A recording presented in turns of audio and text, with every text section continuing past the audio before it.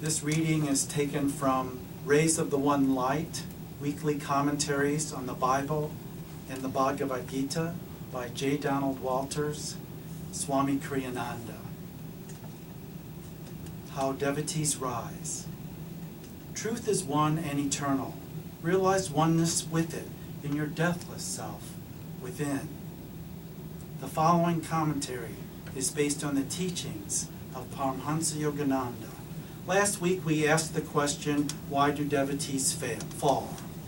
And we considered the downfall of Judas in this context. Jesus, in answer to Judas's criticism for allowing Mary to rub his feet with spikenard, a very costly ointment, said, "The poor always ye have with you, but me ye have not always." Jesus is saying here that there is one supreme injustice that needs eradication. Poverty, yes, but not of a material kind. Poverty in a spiritual sense.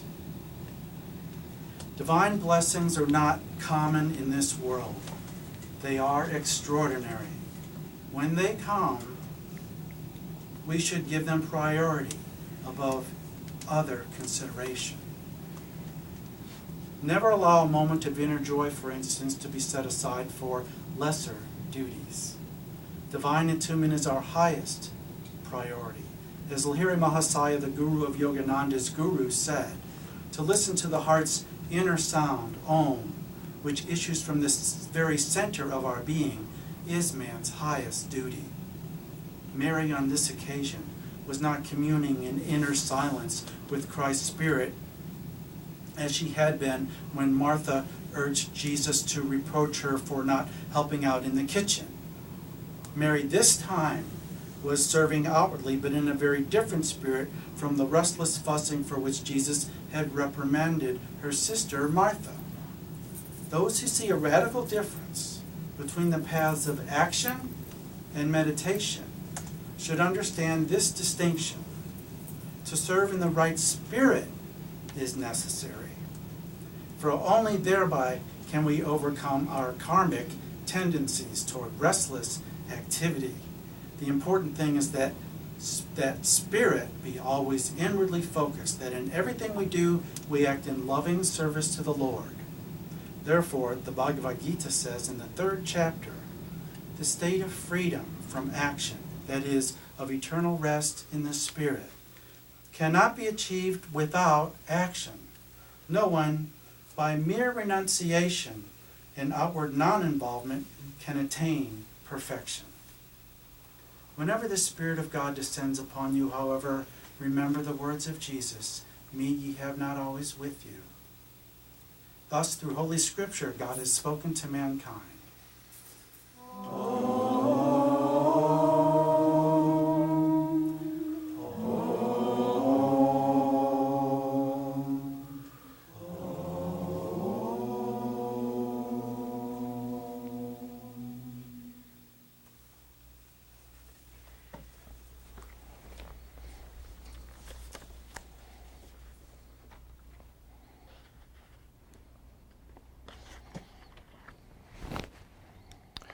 From Whispers from Eternity by Paramahansa Yogananda, a book of prayer demands. This prayer is entitled, Prayers on the Beads of Love.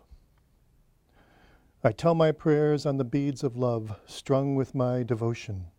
I direct them beyond all names, God, Spirit, Brahma, Christ, Shankara, Krishna, Buddha, Mohammed, for all names are thine.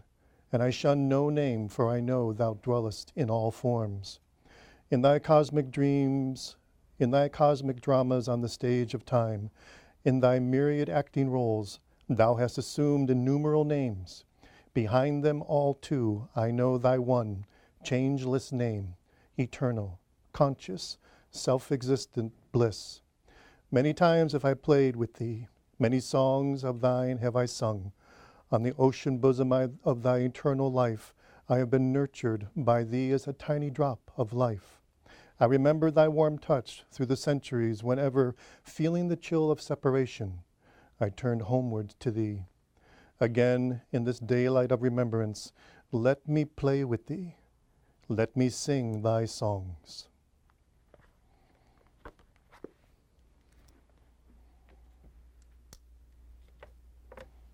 Good morning. My name is Raghu. Mike and I are leading service today. Many years ago, I was living at Ananda village, and I was probably 2 months, 3 months living there. At that time, you could do work exchange, which you still can. It's just called a different name. And back then, it was called spiritual boot camp. So we 4:30 in the morning, up, ready to go, and then energized at 5, and then yoga, and then actually that routine did not work for me in the beginning. So I did my service in the Ananda dairy and the Ananda garden. There was a big, I was working hard. So I was learning karma yoga, which is service and action. So I was learning to overcome the tendencies of the karmic tendencies that I've had. Last week we spoke about the battlefield of Kurukshetra, where Krishna and Arjuna have their discourse of the Bhagavad Gita, right in the middle between the two armies. One army, the Pandavas, representing the great qualities, the good qualities, the soul qualities. The opposing army is the karmic tendencies to draw us away from those good qualities, all the things that we have to work on.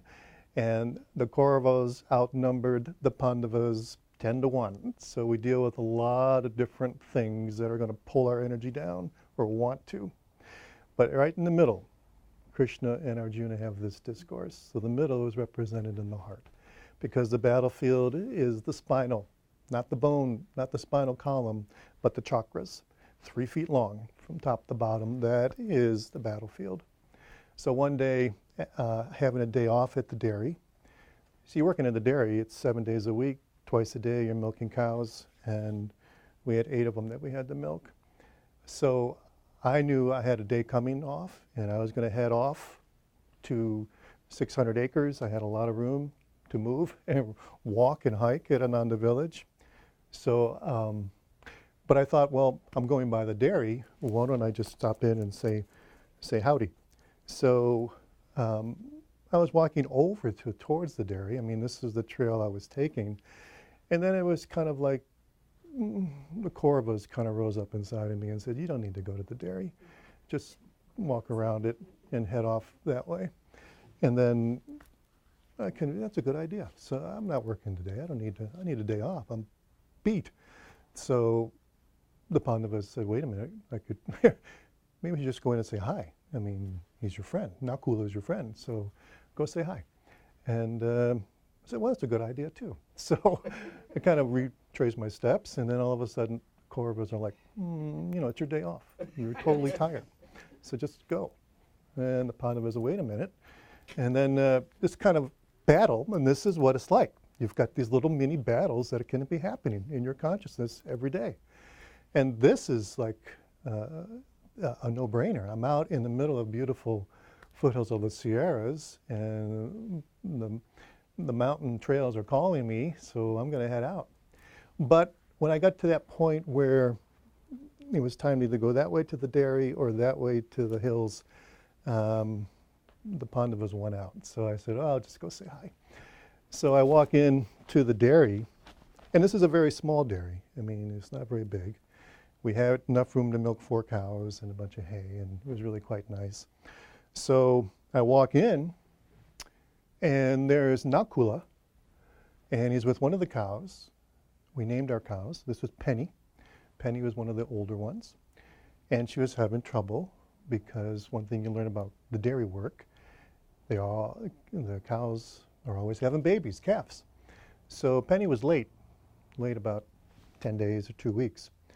But we had a midwife who lived near Ananda who could come, and she worked a lot with, of course, adult human mamas, but she also worked with animals too. So here, there's Nakula, and he looks at me and he goes, oh good, I'm glad you're here. And I was just like, it's my day off. So I heard the Kauravas going, wait a minute, I told you not to come here. So so I go walking in and I said, what's up? And he goes, great, you're here. Take your shirt off and go wash your hands.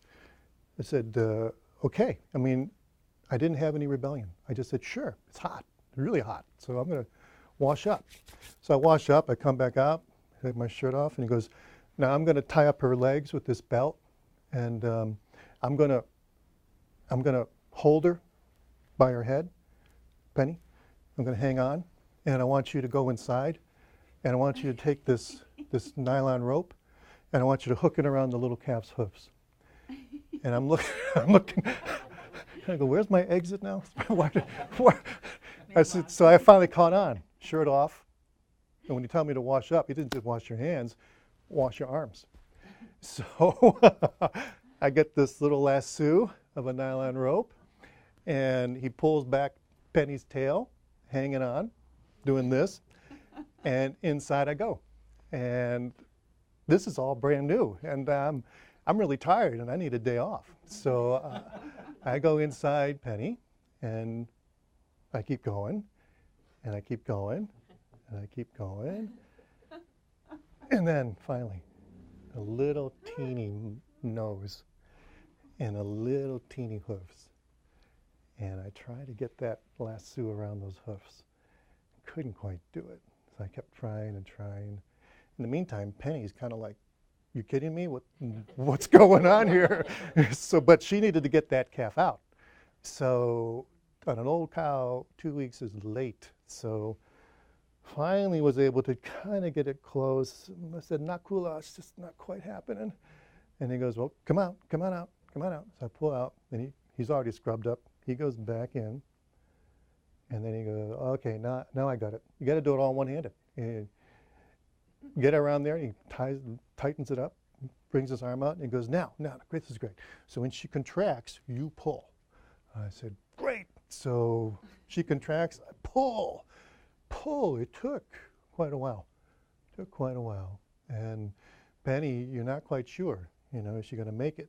She was rolling her eyes up, but her last final contraction, pop, out comes this little teeny head and these two hoofs, just like that. And it's got the lasso around it. I couldn't believe it. And then once the head was out, it all came out. And there was little Rudra, the bull. It was wonderful. Such a proud papa. And Akula and I were like, we gave each other a hug, and Penny's like, oh, thank you so much. So they go over and they lick the calf, and then you got to stand this calf up so you can start feeding on that great milk that Mama has. And no problem with Rudra. He was 2 weeks late, and he was a bull. And up he went right at Mama.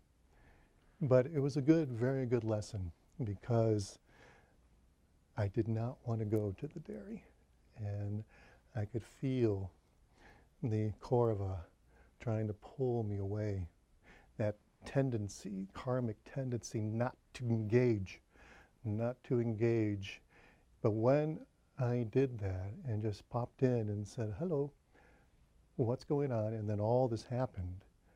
I just stayed at the dairy, the rest of the day. I felt energized. I felt happy. There is my baby bull there for me. It was really, really a good lesson. Now that's a lesson that can be faced every day in our lives, to pull away, not to engage. And it's very strong in a lot of people. It's not able to have total victory. It thinks it does. The tendencies think that they can lock on and pull you away from engaging, but those tendencies always initialize themselves by being very strong in number, but when you engage and you start to fight against them, you start to direct your energy to come up, they can't maintain. They can't maintain their numbers, and they can't maintain their power, because they're powerless over the tendencies of the divine. And it's a little bit of a battle at first, but the more you can engage in those little battles and show victory and come out victorious over them, the more strength you have. When that episode was over, I never had a problem again with trying to battle myself with whether or not I should do something or not do something. It doesn't mean that they didn't creep up and want to test me, but I know now what it's like, because up until that point, I was 25 years old, and the Kauravas were definitely in charge up until that point when I knew that I could have victory over them. The reading from the Bible is the same as last week. Why did Judas fall? But the change is the Gita reading. Last week, the Gita is from the chapter of the nature of right action. This week, the reading is from why fight. So that's the discourse. Arjuna did not want to fight. And Krishna had to tell him, you have to fight. And this whole chapter is, well, why Arjuna needed to fight. We are all Arjunas. And Krishna is always with us in this particular form, always encouraging us to engage. I mentioned that Arjuna sat down in the chariot, he dropped his bow. I'm not going to fight. And the bow is the spine. So anytime we feel like we're being battled inwardly, we tend to slump. And that's the bow. But if we stand up and we engage in the little things that come to us, and I'm talking little things, this is not major. These are little things that come to us. The more we hold up straight and keep our bow straight, and when we gauge from the heart outwards, the more those tendencies, they cannot win over in the end. Now we can play many, many, many lifetimes as long as we want. We all know that. And we can slump the bow, it can be dropped many times, but we will get it eventually where we stand up straight no matter what comes to us. One of the things I knew, I met Swami Kriyananda in 1978, and just until the last 6 or 7 years of his life, he was always like this, always, no matter what he was facing. And then when the body started to break down and the heart problems and everything that came along with that, it started to slump. But when I knew him, he was in his 40s when I met him, totally engaged like this, always ready. We have to engage. This is why we fight. It's not fighting like this. It's fighting like we're not going to allow ourselves to slump. And when we do, we catch it, we realize it, and we stand right back up and we go forward. Some years ago, a group of us was having dinner with lunch. Lunch, this is in Italy, so lunch in Italy is like dinner. It comes at about 1 o'clock in the afternoon, and it's anyway, it's Italian, so it's really major food. So we were just walking, and then we walked home afterwards. It was nothing going on, but at that dinner table, Kriyananda was totally engaged, and he wasn't giving discourse. But I came away from that little lunch gathering with so much energy. Because afterwards, on the way home, he said, you always have to engage. He just kind of said it. We were all walking near him.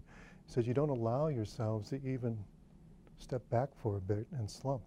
Always engage. It doesn't have to be you're engaging in the path, or you're engaging in a book, or you're engaging in life and what's around you. This is what it is. And then if something in life presents itself that can be kind of a curveball, then you face it and you realize it, and then you keep moving forward. Not to let anything, as Swami used to say to all of us, Kriyananda, never let anything disturb your inner peace. Always maintain your inner peace. And there's plenty of tools to do that and reminders. That's why a little meditation can go a long, long way. That's why a little bit of satsang can go a long, long way, because it's a gathering. It's a gathering of like-minded souls who come together in truth. And it's a support system. Yesterday we went down to one of these parks in Dallas, and the Vaishnavas, the Hare Krishna people, were doing a kirtan outdoors. And the name of the park, it's the one, Clyde Warren.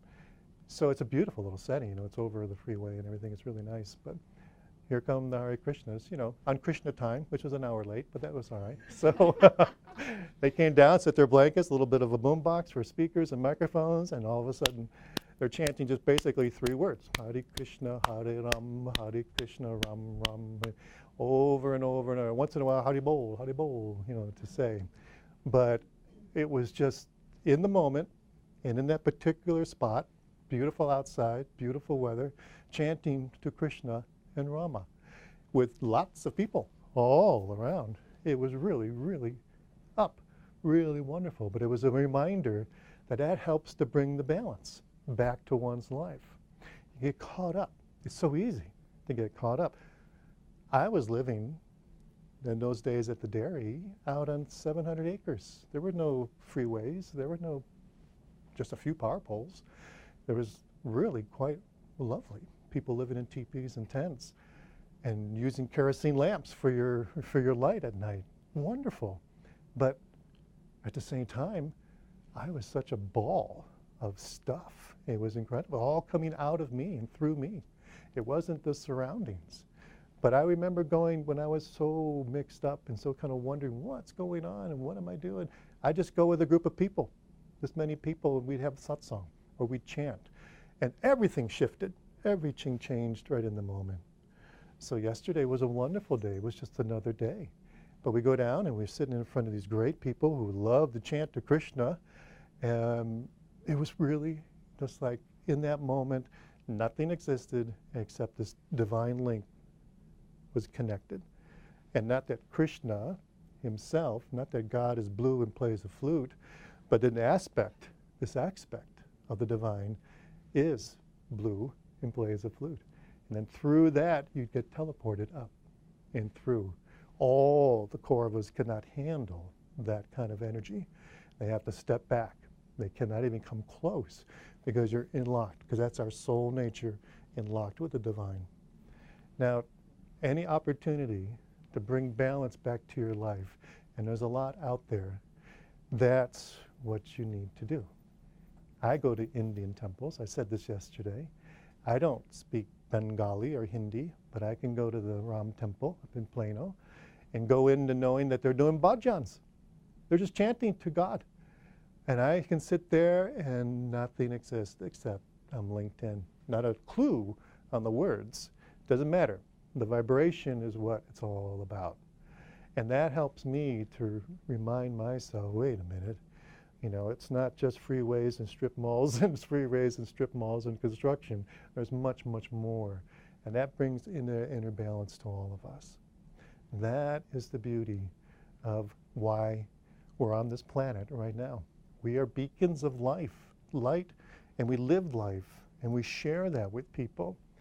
Whatever we do, however we act in life, there's much, much more to it. You bring the scales in, you balance them out inwardly, and everything expands on the outside for the positive. And this planet is in need of us to be these channels of light, and many, many more people. It's such a variety of different people who channel light, but there is such a community of self-realization that's global.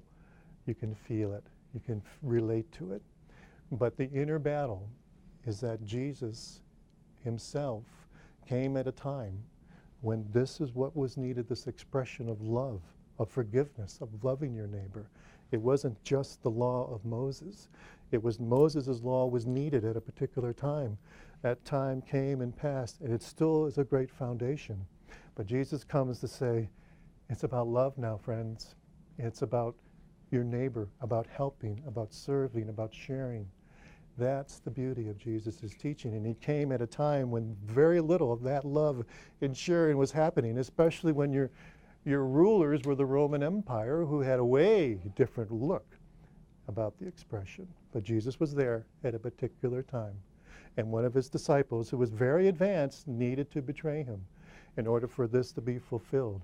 And as I was saying, Judas reincarnated in India with Sri Ramakrishna Paramahansa in the 19th century as a disciple of Ramakrishna, because Jesus appeared to Ramakrishna and asked him to take his disciple.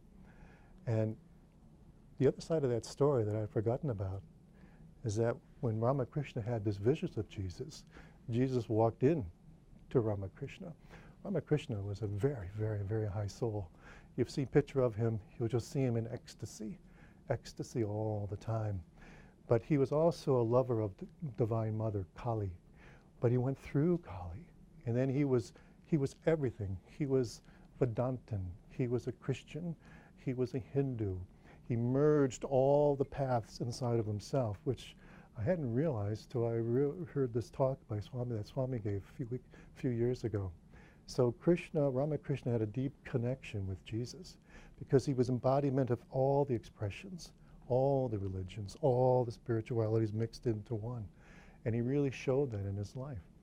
So Judas is free, liberated, fully liberated in the last lifetime. And that was 2,000 years after what happened, his time with Jesus. So this is a good thing to remember, that regardless how you think you are, or how you're this way or that way, or maybe you love yourself to death and you give yourself hugs all the time. But the key is that that's not really what you really are. What you really are is a pure soul, already free in God, and allowing that freedom to be expressed every moment of your life. You're living in the moments to the fullest. That moment yesterday, chanting, lasted maybe an hour and a half, but that's all there was. An hour and a half, a moment locked in to the divine in this particular expression. This is what the beauty is of what the life that we all lead. We are channels of light. We are beacons of light. The battlefield, Krishna and Arjuna are right here in discourse. The Pandavas will say, yeah, you can do it. Go this way. The Kauravas will come in and say, nope, nope, you need to go down, back down. Up and down, up and down. But you live with your heart open, and you let the heart lead your life, and then you'll start to see that the Kauravas start to fall away. They don't have the power. And those tendencies, those karmic tendencies that want to pull your energy down, they burn up. They cannot handle the light. All of us are in the light. We live the light. We share the light. That is what we're here on this planet, to live fully into life and to share and to give to all.